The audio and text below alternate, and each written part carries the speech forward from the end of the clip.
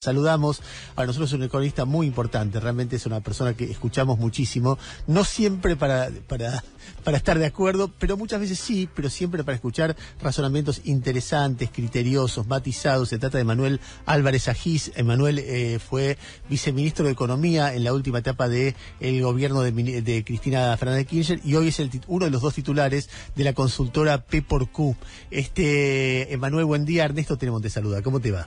Buen día, Ernesto, ¿cómo andas? Bien. A ver, empecemos por el final, simplemente de tu conocimiento de cómo son las cosas.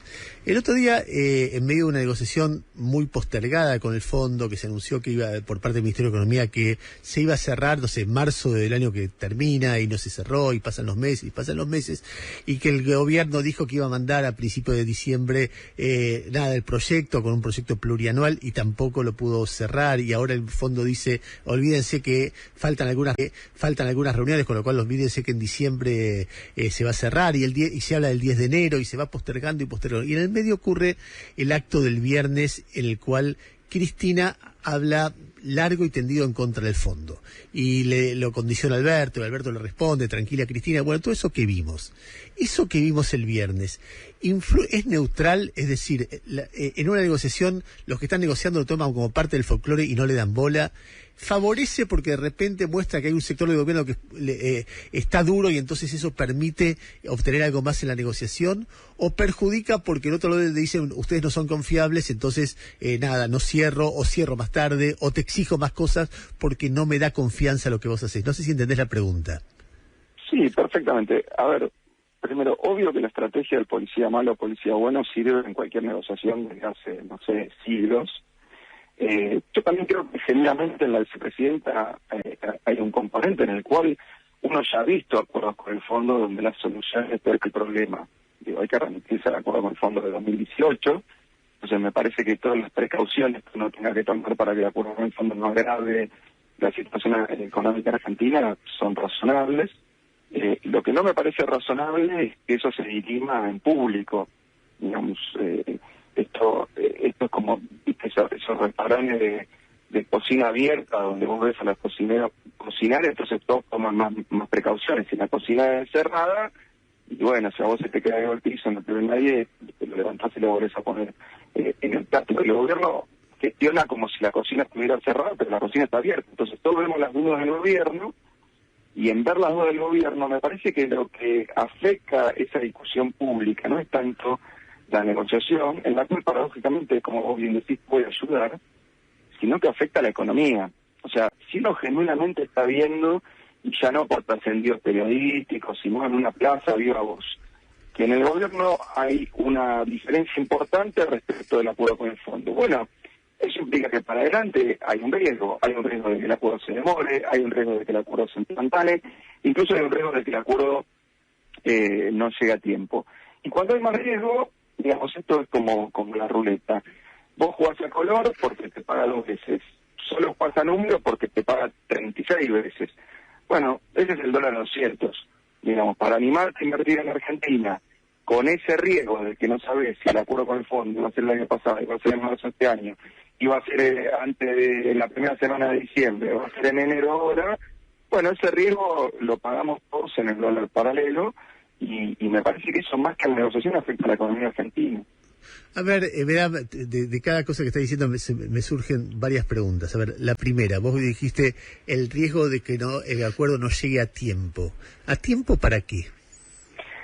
A tiempo básicamente no para los pagos que hay que hacer en marzo, porque si uno mira la cantidad de dólares que hay en el Banco Central y lo compara con los pagos que hay que hacer con el fondo y con el Club de París, la verdad que no tenemos los dólares para hacer esos pagos. Con lo cual esos pagos están descartados. Por las buenas razones, porque llegamos a un acuerdo, por las malas, porque no llegamos a un acuerdo. Ahora, ese no, para mí no es el problema. El problema es que en Argentina la etapa, digamos, la etapa seca en materia de dólares, siempre es la misma. Estacionalmente enero y febrero son muy malos meses en materia de oferta de dólares, porque se fue la cosecha fina, que es en diciembre, la cosecha de soja para llegar porque es recién en la segunda mitad de marzo, la demanda de pesos que te ayuda un poquito en diciembre porque tienes que pagar reinaldo, etcétera, comprar regalos, no sé qué, pega la vuelta en enero, Entonces siempre el Banco Central, en cualquier año, cuando sobran dólares, cuando faltan dólares, cuando estamos empatados, tiene momentos muy complicados entre enero y febrero. Y es justo ese el periodo de negociación donde todos sabemos que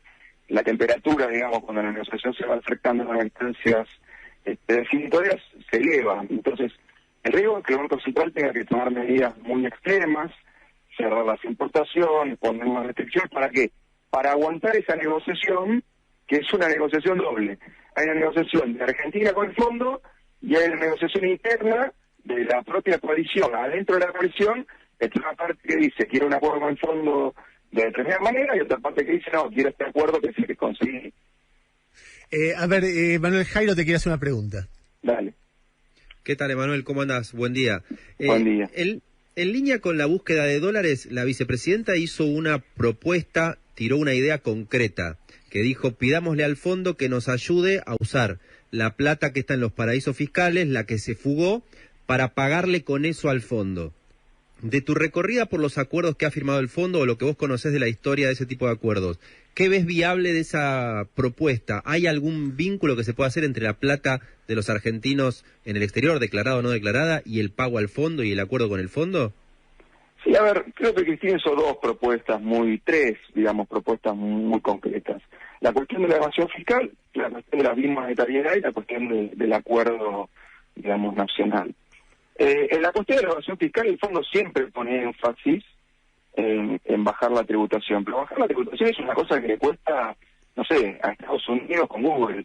Hoy Estados Unidos está intentando recuperar impuestos que Google habría evadido, entonces me parece que siempre es bueno tratar de hacer eso. En Argentina hay obviamente mucha tela para cortar, pero es algo que lleva tiempo y que además las mejores autoridades tributarias del mundo, digamos, eso les está costando.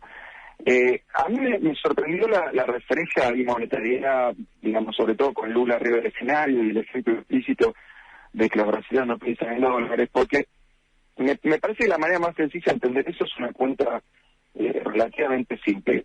Supongamos que vos, Javier, estás en Brasil, yo estoy en Argentina. Estamos en el año 94. Nos regalan $100 a cada uno. Vos compras reales y pones un plazo fijo. Yo compro pesos y pongo un plazo fijo.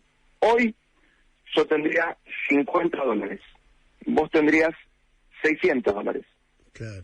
Entonces, no es que los brasileños son menos garcas que los argentinos, más patrióticos, tienen más ganas de invertir, confían más en la economía brasileña. Es que la tasa de interés del real superó todo el tiempo a la inflación y superó todo el tiempo a la devaluación en Brasil, desde el plan real por lo menos. Y en Argentina, la tasa de interés superó a la devaluación y a la inflación solo en paréntesis temporales de muy corta duración. Entonces, digamos, porque si no la tesis es que Brasil salió porque está llena de brasileños y que Argentina no sale de la bimonetariedad porque ahora, está llena de argentinos. Emanuel, quiero volver al tema de qué significa llegar a tiempo, porque vos estás diciendo que el acuerdo con la demora en el acuerdo con el fondo trae costos. Es decir, al no saber qué es lo que va a pasar, invertir en la Argentina cuesta más y tenés un dólar más alto y eso genera todos los problemas que tiene que generar eso en la economía y puede generar en los próximos meses, si no se llega a un acuerdo, que el Banco Central tenga que tomar medidas duras, como frenar la importación, por ejemplo, de bienes o de gran parte de los bienes. Alguien podría decir, creo que lo dijo Fernanda Vallejos, pero me da la impresión de que expresa el pensamiento de un sector del kirchnerismo. Bueno, ¿y qué? El acuerdo con el fondo puede ser tan nocivo que por ahí podemos entrar en mora, como entraron muchos países, o sea, no pagar los vencimientos y ver cómo la vamos llevando. Eso puede generar perjuicios, pero los perjuicios que traería un acuerdo con el fondo serían peores. Y más aún, dado que la Argentina creció un 10% este año, 9-10% más de lo que se esperaba, de repente tiene margen para seguir creciendo aún en mora con el fondo, aún teniendo que restringir aún más las importaciones. ¿Vos no crees que sea así? Yo creo que es una visión incorrecta de un periodo en el cual Argentina efectivamente no pagó deuda, digamos 2002, 2008, y creció mucho. Digamos, pero el problema de asociar el haber crecido en esos años al 8% tasas chinas con no pagar deuda, implica, digamos, ignorar factores. O sea, ¿qué quiero decir? Si a vos te está empujando un tren desde atrás, y en el medio que te está empujando el tren desde atrás, te pegan una trompada en la cara, no es que la trompada en la cara no te duele, es que la fuerza del tren te sigue llevando para adelante. Eso es lo que le pasaba a Argentina entre 2002 y 2008. No es que no pagar deuda te hacía crecer, es que las condiciones locales e internacionales eran tan buenas que vos incluso crecías a pesar de no pagar deuda. Ahora, respecto a la deuda con el fondo, dos cosas. Argentina le debe a los países. Entonces, el acuerdo con el fondo, yo estoy de acuerdo, no es un programa económico. El acuerdo con el fondo es una propuesta de Argentina de cómo le va a devolver la deuda que tomó Macri, en este caso, con lo que yo creo que fue el error económico, digamos, del siglo XXI, sin lugar a dudas, a esos países. Ahora, si la manera de devolver esa deuda es bajando las jubilaciones, yo estoy de acuerdo con los que dicen que no hay que acordar con el fondo. Si la manera de devolver esa deuda es, no sé, reduciendo el gasto público a la mitad, echando la mitad de los empleados públicos, yo estoy de acuerdo en no cerrar nada con el fondo. Ahora, si lo que te pide el fondo justo coincide con lo que vos tendrías que hacer, ejemplo, dejar de regalarnos 6.000 millones de dólares a los que la pasamos bien todos los días en subsidios a la luz y en subsidios al gas, yo digo, bueno, mira, justo coincidió que el fondo te pide que el ajuste lo paguen los ricos. Parece casi trosco el fondo diciendo eso. Si el acuerdo no va por ahí, me vas a llamar dentro de un mes y te decir, este acuerdo es un desastre, no habría que haberlo firmado. Si el acuerdo va por ahí, no entiendo por qué demoramos tanto en firmarlo. Bueno, evidentemente hay algunas otras cosas, por ejemplo, que la Argentina acumule reserva de esa manera para hacer eso. Por ejemplo, subir la tasa de interés, que es exactamente lo que hizo Brasil para resolver su problema bimonetario. Por eso digo, yo ya vi un acuerdo. Está bien, pero uno tiene que entender que subir la tasa de interés puede ser recesivo, uno puede pensar que para juntar reservas tenés que subir el tipo de cambio y eso puede ser inflacionario. Pero por eso, vamos a este punto.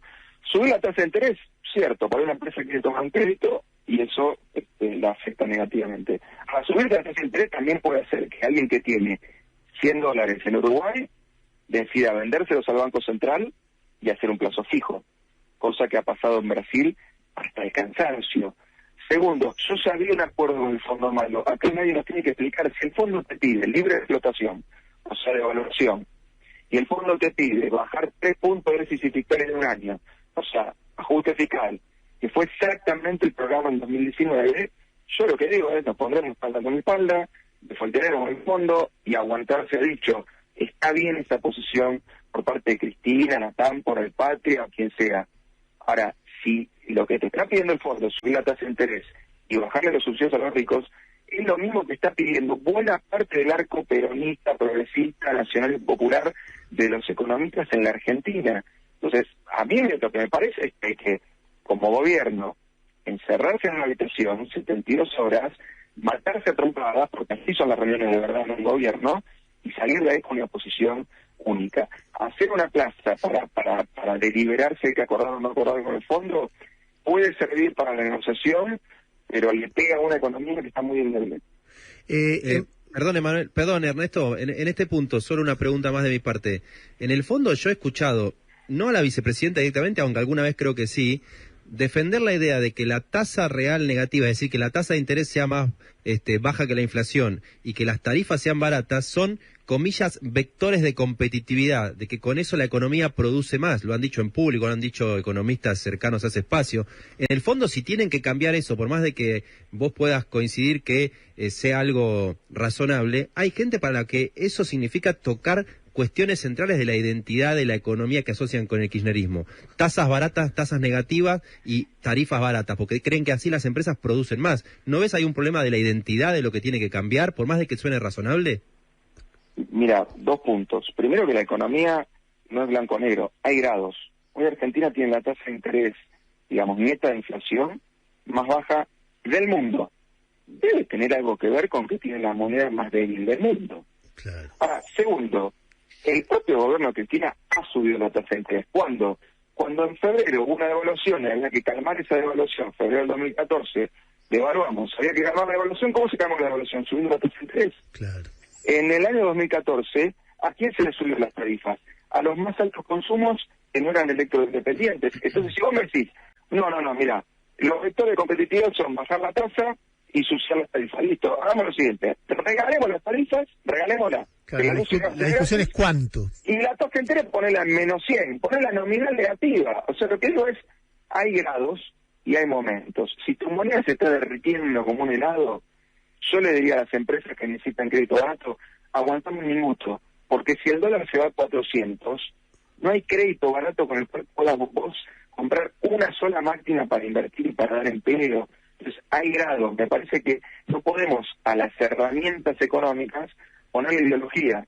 Entonces, subir las tarifas es macrista, regalarlas es kirchnerista. Bueno, joder, es como si un martillo de derecha o un martillo de izquierda. Bueno, si lo usás para el martillo para romperme la cabeza, y bueno, sos un trastornado. Si lo usás para quebrar un clavo, para lo que se usa el martillo.